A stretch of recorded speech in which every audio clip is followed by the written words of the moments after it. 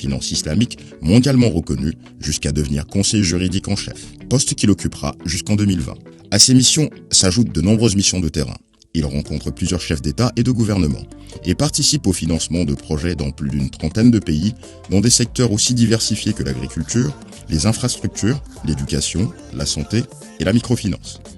En 2015, il est choisi par le département d'État américain pour intégrer le prestigieux programme de leadership Hubert Humphrey, destiné aux cadres supérieurs en milieu de carrière. Il s'installe alors pendant une année à l'université de Boston, où il participe à des activités de développement personnel.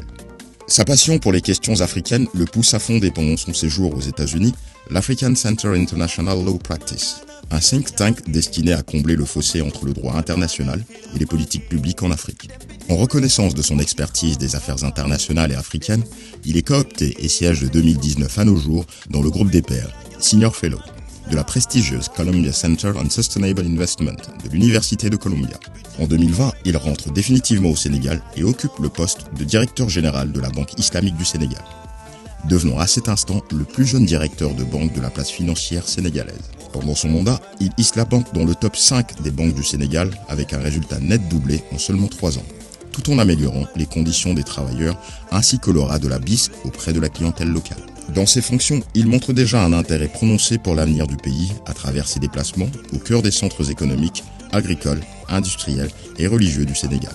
Pour pousser son engagement au service de son pays plus loin, il décide de créer en 2023 le Cercle de réflexion inclusif sur le Sénégal, Cerise, avec des intellectuels, des jeunes cadres et acteurs de tous les secteurs de développement du pays afin de réfléchir sur les principaux enjeux et intérêts pour le Sénégal.